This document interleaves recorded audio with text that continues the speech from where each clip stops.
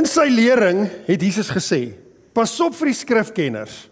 Hulle hou daarvan om met lang stolas rond te loop, op die markpleine begroet te word, en die voorste sitplekke in die sinagoges en die ereplekke by die feesmaaltye in te neem. Hulle verslind die huise van die weduwees, en vir die skyn bid hulle lang gebede. Hulle sal 'n swaarder oordeel ontvang. Ons is in Jesus Stories deel 54, en ons praat oor Jesus, want dit is wat 'n kerk veronderstel is om te doen. Om mense aan Jesus voor te stel, sodat hy hulle kan red en hulle sy disippels sal word. En hoe leer ons hom ken? Deur te kyk na wat hy gesê het en wat hy gedoen het. Dit is sy wil vir jou lewe, is dat jy hom sal ken. En wat het hy gesê? Wat het hy gedoen? Hy het net gesê wat sy Vader gesê het, en hy het net gedoen wat sy Vader gedoen het. En dis hoe hy my en jou aan God voorgestel het, sodat ons vir God kan ken, want dis God se wil vir jou lewe, as dat jy hom sal ken. En ek begin elke keer so in hierdie reeks, Jesus Stories, en ek doen dit vir 'n rede, sodat ek dit in jou kan indrul. Dat as jy 'n disipel van Jesus is dit die basiese goed wat jy nodig het om te weet. Nou, ek wil vanoggend wegspring met 'n vraag. En hierdie vraag gaan uiteindelik vir jou 'n toets wees. Net vir jou. Niemand anders gaan weet nie. So niemand moet weet wat jou antwoord op hierdie vraag is nie. Dit is glad nie die doel van hierdie oefening nie. Maar ek wil hê, as ek vanoggend praat, jy moet met jouself eerlik wees.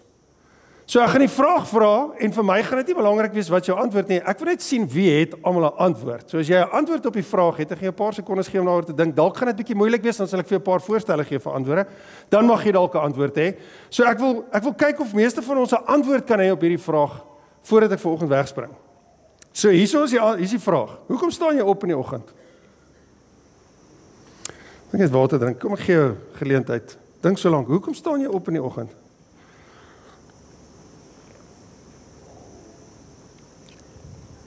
So wie het almal 'n antwoord? Moenie worry, ek gaan nie vra wat dit is nie. Okay, so minder as die helfte. Hier's 'n paar voorstelle vir die van julle wat nou nog nie antwoord het nie. My tiener het gesê want ek moet.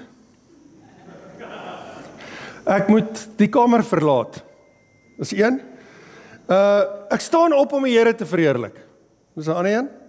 Ek staan op want ek het mense om voor te sorg. Ek staan op want ek het verantwoordelikhede. Dis amper dieselfde as die vorige een. Ek staan op want ek hou van my lewe en ek geniet die lewe. Jy kan kies. Ek staan op want ek moet 'n inkomste verdien. Ek staan op want ek moet oorleef. Wie van julle het nou al 'n antwoord? Miskien het jy gehou van een van daai. Nou is al minder as net nou. O, krisis. Steek gou op jou hand as jy dink jy het 'n antwoord vir hoekom jy in die oggend opstaan. Okay, meeste van julle. Great. So al wat jy moet onthou is, hou vas in jou antwoord, want ons gaan vanoggend sien wat sê Jesus, hoekom moet ons uit ons bed uit opstaan vanoggend? Hoekom moet ons elke dag van ons lewe uit die bed uit opstaan? Wat is ons motivering om uit die bed uit op te staan? Nou, terwyl ek hierdie gedeelte gelees het en op dit gemediteer het hierdie week en dit nagevors het en aan gedink het, is daar net hierdie een ding wat die hele tyd in my kop ingekom het. En dis hierdie reël, hierdie lyntjie. Verdienste is nooit die mikpunt nie. En dit klink so, ja, dit klink reg, maar dit is belaglik anders. Want as ons dood eerlik met mekaar vanoggend weer is dit eintlik die hoofrede hoekom meeste mense in die oggend uit die bed uit opstaan. Ek dink die meeste van ons se rede sal dit wees as ons met onsself dood eerlik is. En om afwerk tot op die been is want ek moet iets verdien. Is as gevolg van my verdienste dat ek 'n bankrekening oopmaak. Is as gevolg van my bankrekening dat ek my selfoon kan koop en my kar kan koop. Dat ek haar op 'n date kan vat. Dat ek vir hom 'n persentjie kan koop, wat ons kan trou, is as gevolg van my bankrekening dat ek uiteindelik kan kinders kry en hulle kan skool toe stuur. Is as gevolg daarvan dat ek op vakansie kan gaan en dat ek uiteindelik vir my 'n aftreeplekkie koop by die see as jy so gelukkig is as gevolg van dit wat ek alles kan verdien. Ek staan op want dis vir my belangrik dat ek my kwalifikasie kry. Hoe gaan ek dit reg kry? Ek gaan hard werk om dit te verdien. Sodat ek kan posisie kry, sodat ek kan status kry, sodat ek my merk in die lewe kan maak. Ek staan op elke dag van my lewe sodat ek kan verdien. En is half onmoontlik om nie vir daai rede op te staan nie, want die hele wêreld staan vir daai rede op elke liewe dag van hulle lewe. Die hele wêreld werk so. Ons moet verdien. Want waartoe gaan ek gaan as ek nie verdien nie? Ek moet oorleef. En ek gaan moet verdien om te oorleef. Die probleem met dit is dit so reg in die kraal van jou sondige natuur, sonder dat ons dit besef. Jou sondige natuur waarmee jy gebore word, me, myself en I, die drie enige God van self, soos Rasie vanoggend gesê het, is selfsugtig.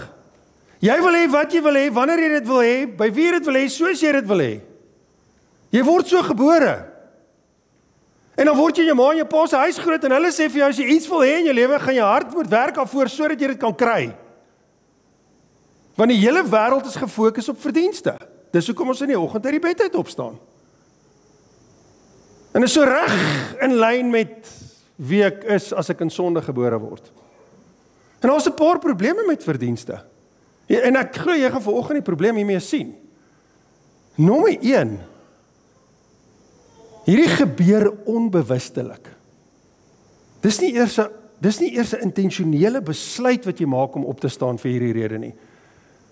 Wees eerlik met jouself. Hoekom klim jy in jou kar en jy ry na daai plek toe van 8 tot 5? Hoekom maak jy daai oproep? Hoekom stuur jy daai e-mail? Hoekom reël jy daai vergadering? Hoekom doen jy dit? Dit gebeur so van self. Dit gebeur natuurlik.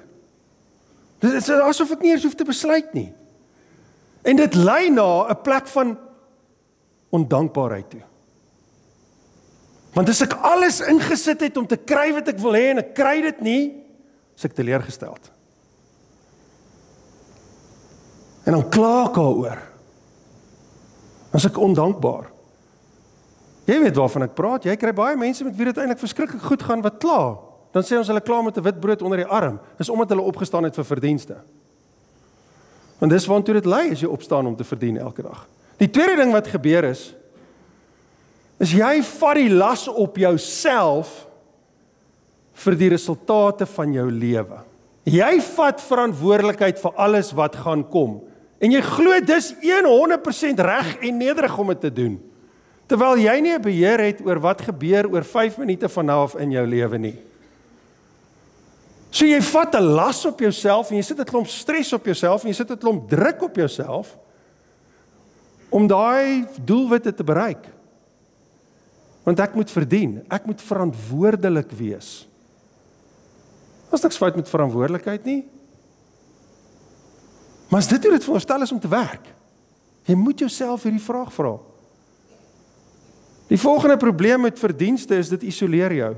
En hierdie is die een wat ons die minste van bewus is, wat die grootste effek op ons lewe het. Ek het laas week vir julle gesê, die lewe gaan nie oor reg en verkeerd, dit gaan oor verhoudings. Ons het deur God geskape uit verhoudings vir verhoudings. Weet jy wat gebeur as jy opstaan vir verdienste elke dag? Jy begin vir jouself vertel wat ek het, verdien ek. En al die tyd en al die energie en al die gawes en talente en wat ek selfs met my geld gedoen het, is 'n bewys daarvan dat ek dit verdien. En outomaties begin jy rondkyk en jy sê ander mense is nie wie jy is nie. Hulle doen dit nie soos jy dit doen nie. En begin jy mense uitkanselleer wat nie dink soos jy nie, of wat in jou area beweeg nie. En voor jy jouself kry, het jy net mense om jou bymekaar gemaak wat dink soos jy en doen soos jy. Want ek staan op om te verdien. En ek mag so dink want ek verdien. Uiteindelik, as jy elke dag van jou lewe opstaan en jy gee jouself net oor aan hierdie proses van die lewe van verdienste, eindig dit op hoogmoed. Want dis die uiteinde. Jy het na jouself gekyk, jy het alles in jou lewe wat jy het verdien, jy het dit self reg gekry, jy het daai posisie beklee, jy het geswat om hierdie posisie te weet, jy mag hierdie baas wees van hierdie mense. En kom ek sê vandag vir jou, daar's mense wat baie harder as jy werk, wat baie minder as jy het, as ons dit vergelyk met die wêreldse populasie. As ons regtig moet sê, hoekom moet ons in die oggend opstaan en ons doen dit vir verdienste, dan moet ons eintlik by die begin begin. Heel aan die begin van wat die Here van my as 'n mens sê. Maar die Bybel my leer van wat is my kondisie van die begin van my lewe af. Dus ek word in sonde gebore. Paulus het dit so beskryf, ons is dood in ons oortredinge. en God se welwillende genade oor die hele wêreld, dat jy nie dadelik net doodgebore word nie, maar dat jy daarom nog asem in jou longe het. Dis eintlik 'n bewys daarvan, dat dit genade is dat ek en jy leef. As ons regtig moet praat oor wat ons verdien, en ek het dit al so baie gesê, is dit 'n pak slaag soos die een wat Jesus gekry het, en 'n kruisdood, en 'n ewige onderwerping aan God se wraak vir die res van ewigheid. Maar ons staan elke dag van ons lewe op om te verdien. Want die wêreld is hoe hy werk. En vanoggend gaan Jesus vir ons wys, hy het die hele ding kom omkeer, onderste bo. Dis glad nie hoekom ons veronderstel is om uit ons bed uit op te staan nie. Veral nie as jy sê ek is 'n disipel van Jesus nie. Dan leer ek 'n hele nuwe manier van lewe aan.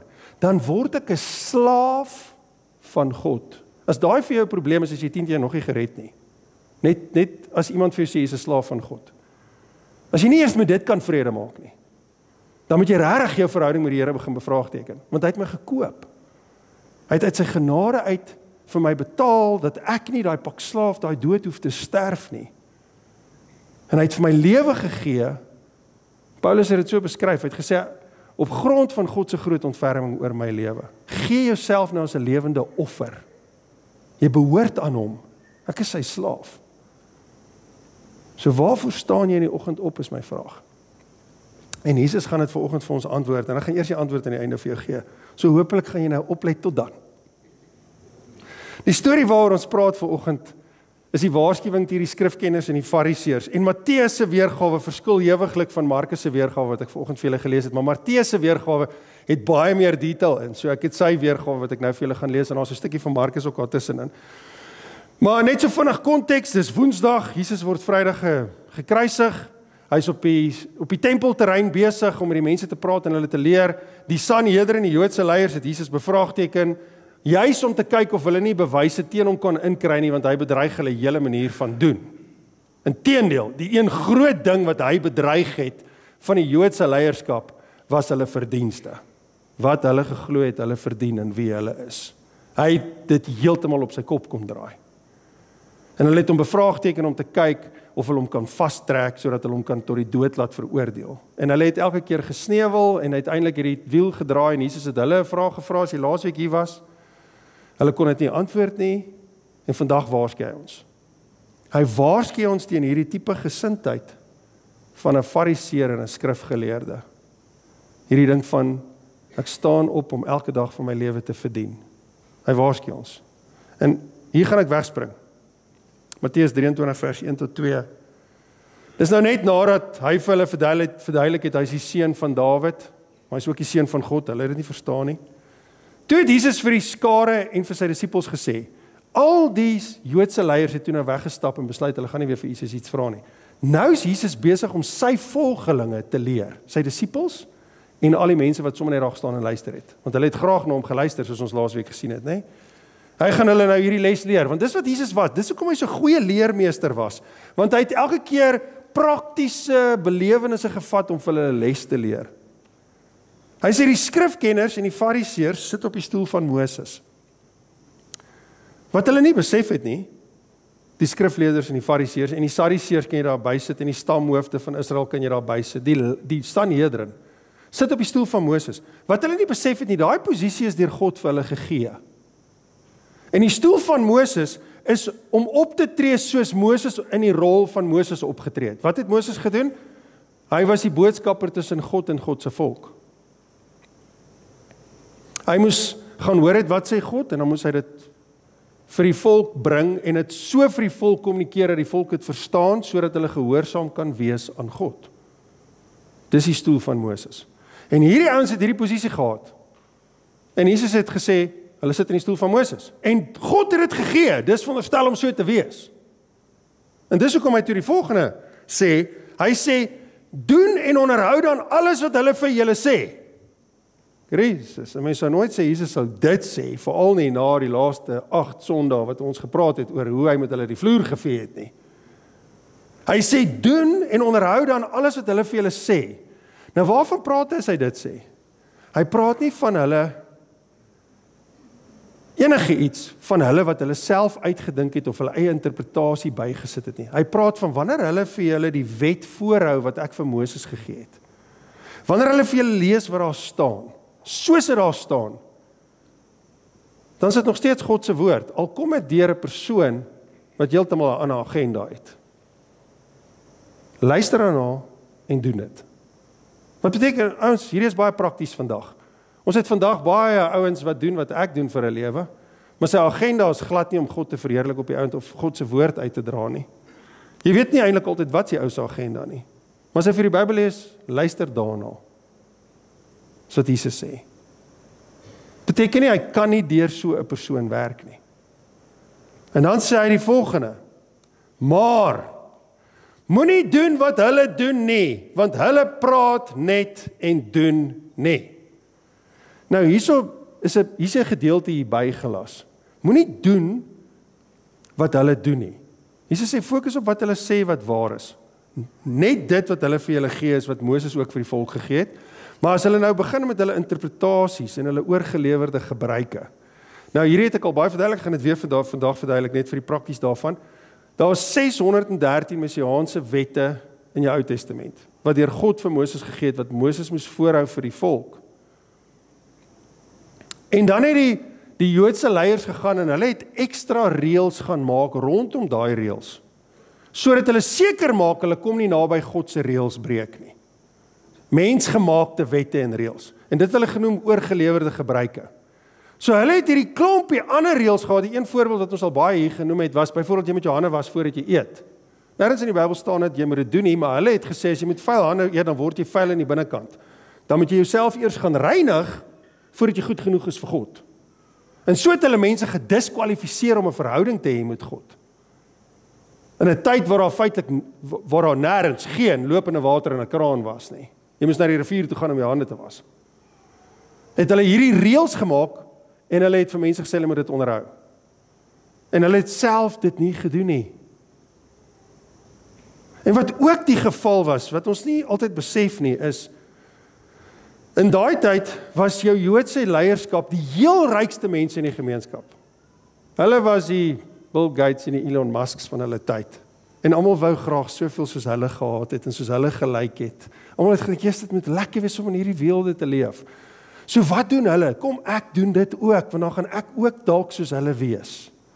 Die hele gemeenskap het so gedink. Want hulle het die monopolie gehad op geld. In die hele Joodse tradisie. So almal wou soos hulle wees.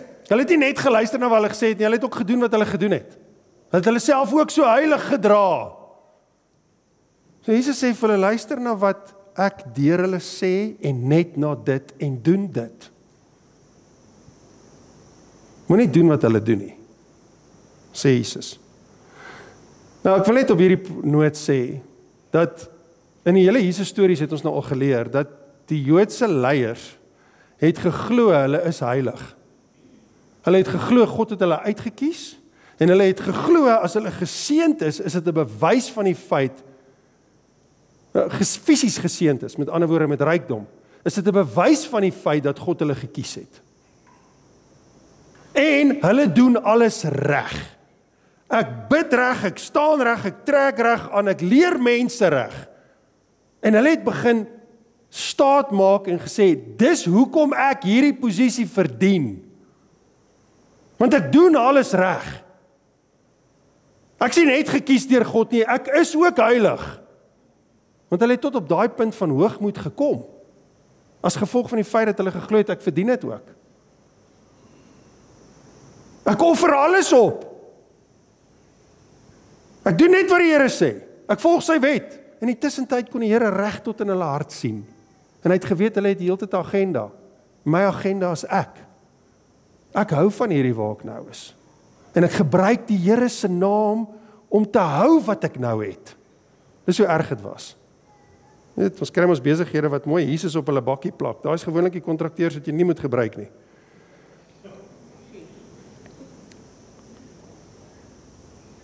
As jy eers die Here se naam moet gebruik om jouself te adverteer, dan weet ek jy het 'n agenda. So moeilik as wat dit klink. Hulle bind swaar vragte saam. Ja, moeilik om te dra en lê dit op mense se skouers. Waarvan praat hy? Hy praat van daai oorgelewerde gebruike. Hy praat van hulle maak hulle eie afleidings by, bou hulle eie goed in, sê vir mense jy moet so wees en jy moet so wees, jy moet hierdie doen, jy moet daai doen, sodat jy goed genoeg kan wees vir God. Jy moet verantwoordelikheid vat en jou verlossing hang van jou dade af. Jy moet dit verdien. En dan maak hulle hierdie reëls en dan sit jy met die verantwoordelikheid om jouself by die Here uit te kry. Want dan gaan jy gered word. En dit voel soos 'n las, want ek kom nie daar uit nie. Ek kry dit nie reg nie. Ek het nie die kapasiteit nie. Ek het nie die emosionele intelligensie om dit eers reg te kry nie. Ja, ons doen hierdie partykeer met mense om ons, né? Iets het vir jou gewerk en jy het dit reg gekry om 'n besluit in jou lewe te maak. En nou forceer jy daai besluit af op elke ander ou wat jy teekom. En jy verbeel jouself, ek help hom. Maar jy weet nie wat sy ou se emosionele toestand nie. Jy weet nie wat sy persoon se kapasiteit nie. Jy sit dalk 'n las op daai persoon. En hy voel nie goed genoeg nie. Hy voel net nog erger as wat hy ooit in sy lewe gevoel het. Terwyl hy klaar weet hy maak droog. Dis wat hierdie ouens gedoen het.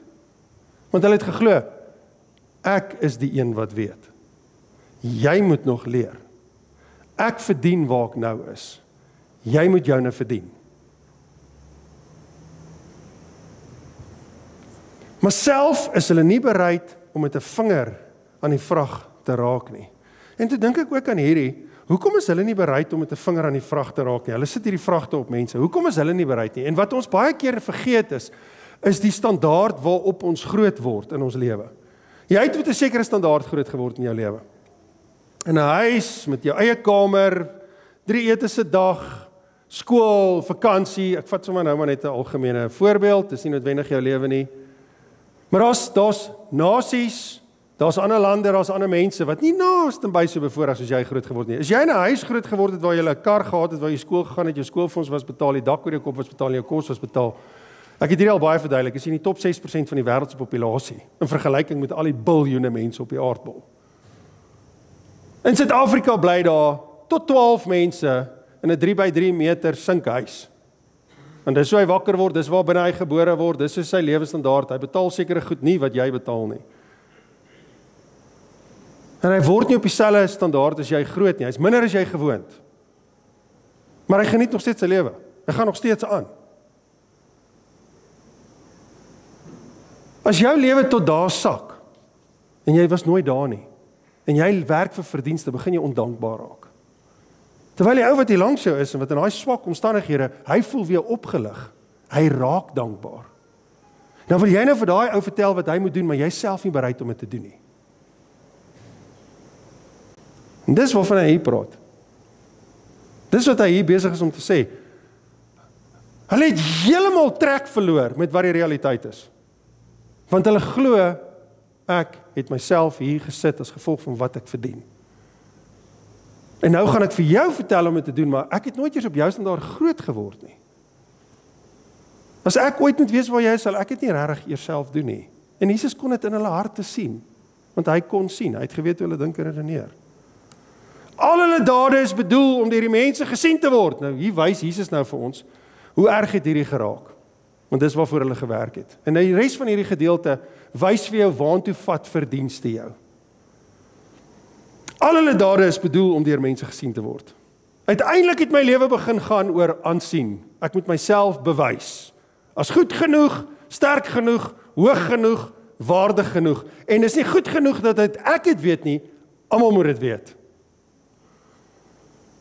Hulle maak immers hulle gebedsrieme breër en hulle tossels langer. Nou, 'n rabbi het 'n ding gedra met tossels aan. Jesus self het dit ook gedra, lees ons in Matteus.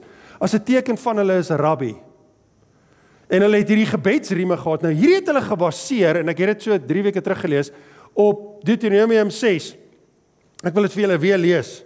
Deuteronomium 6, vers 4 tot 9, waar Moses vir die volk van Israel, voordat hulle in die land van Kanaan ingegaan het, net hierdie gesê het, voor hulle nou ingaan, het hy vir hulle hierdie gesê, het gesê, luister Israel, die Here ons God, die Here alleen, jy moet die Here jou God met jou hart en siel lief hê en met jou krag. En hierdie woorde wat ek vandag vir jou voorskryf, moet jy op die hart dra. En dan hier's waar hierdie hele storie van die tossels en die goed vandaan kom. Herhaal dit vir jou kinders en praat met hulle daaroor wanneer jy in jou huis sit en wanneer jy op die pad is. Wanneer jy gaan lê en wanneer jy opstaan, bind dit as 'n teken om jou hand en laat dit 'n versiering op jou voorkop wees. Skryf dit op jou deurkusyne van jou huis en op jou stadspoorte. En die beginsel daar was gewees om dit nooit te vergeet nie. Om dit nooit te vergeet dat daar net een God is nie. En dat hy in beheer is nie. En dat niks wat jy het uit jouself uitkom nie, maar dat alles genade is. Om jouself te herinner. Sorg dat dit altyd in jou gedagtes is. Bind dit in jou voorkop vas. Sorg dat mense dit altyd kan sien wanneer jy doen met jou handelinge. En hulle het dit fisies gaan interpreteer. En sê, okay, kom ons doen dit. Hierdie is hoe hulle vandag lyk. Dis nie eens lank terug nie. Ek gaan op sy voorkop. Daar is 'n boksie. Daar is 'n Israeliese soldaat. Jy mag dit of op jou voorkop of op jou linkerarm. Hierdie man het sommer al twee. En binne in daai boksie sit jy dan daai skrifgedeelte of enige gedeelte van die Pentateeg, van die wet van God. Sit jy in daai boksie. En dan bind ek dit om my arm vas as 'n teken van ek gaan dit nooit vergeet nie. Ek gaan dit nooit vergeet nie. En fisies het hulle dit so gedra. En wat hierdie fariseërs gemaak het, hulle het hierdie tossels en goed wat hulle aan hulle, dis hoe hulle vandag lyk. Maar wat hulle fisies gedoen het, hulle het hulle tossels langer en groter gemaak. Hulle het meer prominent is, dat almal meer kan sien hoe briljant en hoe heilig is ek. En hoe goed is ek. En my dade is 'n bewys daarvan. Ek verdien dit. En kyk hoe erger dit geraak. Hulle hou van die ereplek by die feesmaaltye en die voorste sitplekke in die sinagoges. Ek moet as ons by enige funksie is, dan moet ek die belangrikste persoon wees. Maak nie saak waar ek is nie. Sit my op die kop van die tafel, as ek 'n troue bywoon en ek het die seremonie gefasiliteer, dan is die bruid en die bruidegom belangrik, maar sien my raak. En sê vir my genoeg dankie by die speeches. Jy weet, Jesus het dit nooit gedoen nie. Jesus het nooit eers iewers op 'n plek gekom nie en gedink hy is die belangrikste daar nie. Okay, restaurant, hier kom dit nou, Jesus stap in. Ons soek daai tafel nie, daar sit nou mense, okay, maak hulle leeg, is Jesus. Ons gaan nou daar sit. Jesus het nooit posisie getrek nie. Hulle het dit gesoek, want dis waantoe verdienste lei. Om op die markpleine begroet en om deur die mense as rabbi aangespreek te word. Daai woordjie rabbi beteken leermeester. My titel is vir my belangrik. As jy vir Hannes goed genoeg ken, dan sal jy weet sy honde se naam is dominee, priester en pastoor. En dit is nie 'n grap nie. Want dis so baie ek van titels hou. Ek kan dit nie uitstaan nie. Ek is maar te genadig bly dat my naam Hannes is en dat ek 'n naam gekry het.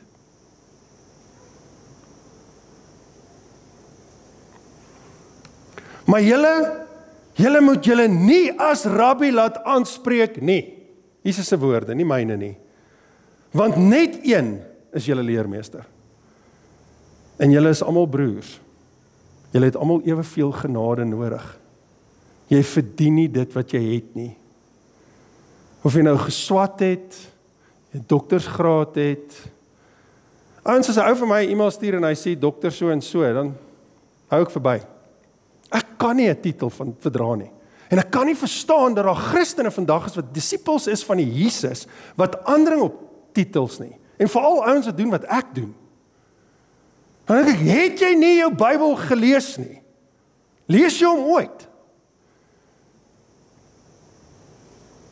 En moet niemand op die aarde as julle Vader aanspreek nie. Okay, mag ek nou nie vir my pa sê pa nie? Nee, dis nie Jesus se punt nie. Want julle het net een Vader, hy wat in die hemel is. En hier verwys hy spesifiek na Deuteronomium 6, waar hy sê, moenie iemand so verafgod in jou lewe om te dink, daar is 'n mens op hierdie aarde belangriker as jy nie, of meer in tune as jy, of verdien meer as jy nie. Daar is net een en sy naam is God. Hy is almagtig, hy is in beheer. En daar is geen ander God behalwe hy nie. En as jy sê Vader, hemelse Vader, dan is dit hy. Moenie vandag huis toe gaan en nie vir jou pa meer pa sê nie. Hy bly jou pa. Hy's nie jou God nie, hy's jou pa. Dis nie waarvan Jesus praat nie. Kyk, hy gaan aan. Hierdie titelding was vir Jesus nogal 'n groot storie. Julle moet ook nie as leraars laat aanspreek nie. Omdat net een julle leraar is, naamlik die Christus. As jy werk om te verdien en jy klim uit jou bed uit elke dag om te verdien, sal jy hierdie plekke bereik in jou lewe. En hierdie sal vir jou belangrik wees. Dis die toppunt van hoogmoed, want dis waartoe dit gaan op die eind van die dag. Markus gee vir ons hierdie stukkie detail. Hy sê hulle verslind die huise van die weduwees en vir die skyn bid hulle lang gebede. Hulle sal 'n swaarder oordeel ontvang. Wat hy hiervan praat is, die weduwees is die weerbare mense. Kyk net hoe hoogmoedig raak jy as jy opstaan vir verdienste. Jy vertel vir jouself, as ek werk verdien ek 'n salaris en ek gaan hom vat. Wat hulle gedoen het, as 'n Joodse vrou se man weggeval het, onthou sy was haar hele identiteit was gekoppel aan haar man, maar net mans het regte gehad, vrouens was besittings. Dan moes die boedel gehanteer geword het. Die skrifkenners, die Joodse leiers, kerkleiers, moes daai boedel hanteer. En dan het hulle al daai geld vir hulle self gehou en gesê, "Ag, hy het nie regtig iets gehad nie." En hy het vir homself vertel, "Ek verdien hierdie want ek het die werk gedoen, ek verdien hierdie salaris." So hulle het begin teer op die weerbares, nie weerloses wat hulle self nie kon help nie. Dis so erg gedraak as jy opstaan vir verdienste. Jesus sê hulle sal 'n swaarder oordeel ontvang. Nou, wat dit presies beteken, ek weet nie of ek wil uitvind nie. En toe sê Jesus hierdie, en dis waarmee hy hierdie gedeelte afsluit. Die belangrikste onder julle moet julle dienaar wees.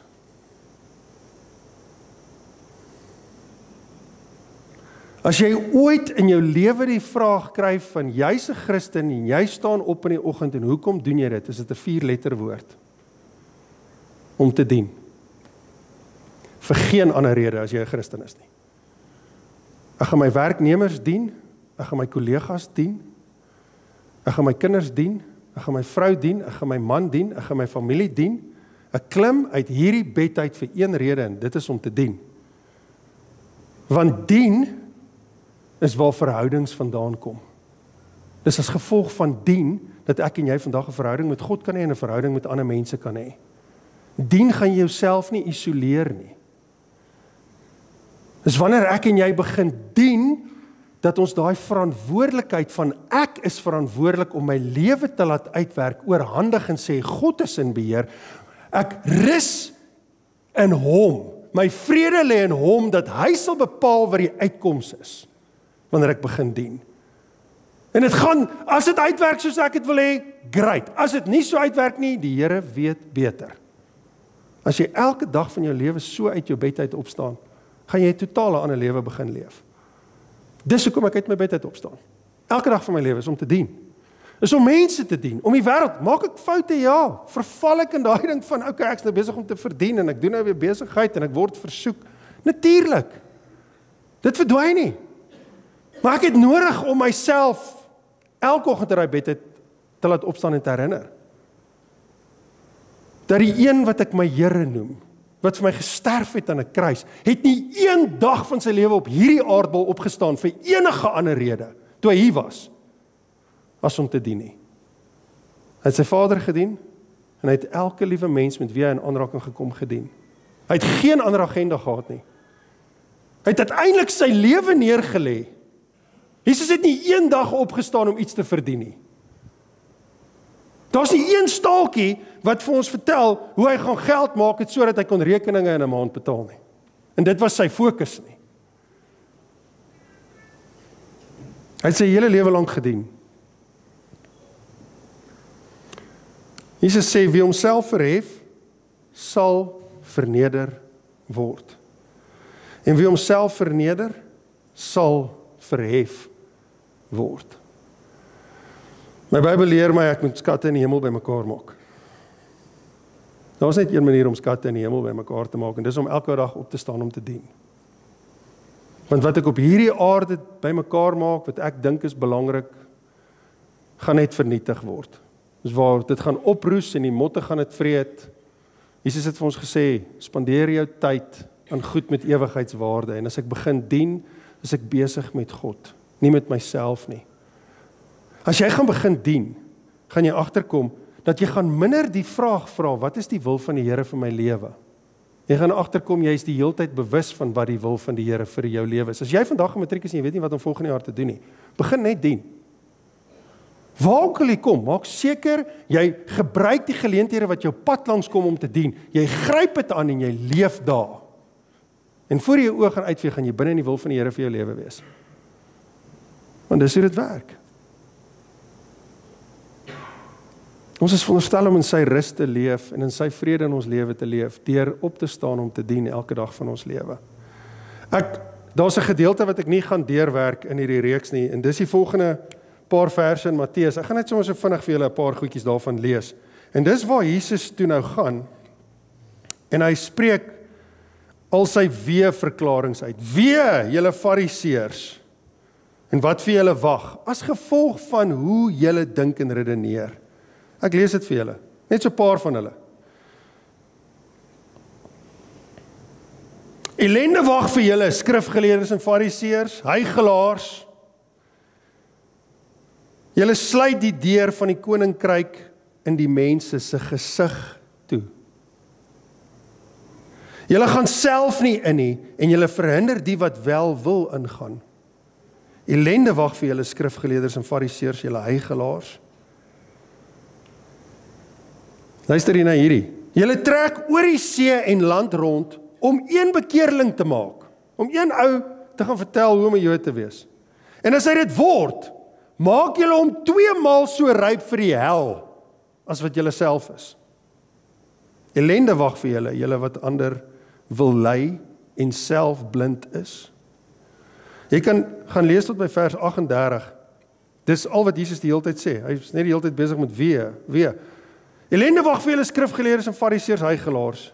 Julle gee 2/10 van kruisement aan huis en koljander. Met ander woorde, hulle het altyd so vir die mense in die publiek gaan gee. Laat almal sien hulle gee en hoe heilig hulle is. Hulle het 'n groot gedeelte van hulle inkomste weggegee, maar dis ook omdat hulle so baie gehaat het.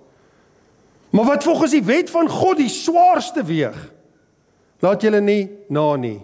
Geregtigheid, barmhartigheid en betroubaarheid. Jy is nie getrou aan die Here nie. Jy het nie eers 'n saak om afhanklik te wees van sy genade elke dag wat jou geregtig verklaar nie. Jy is nie toegewyd en luister na hom nie.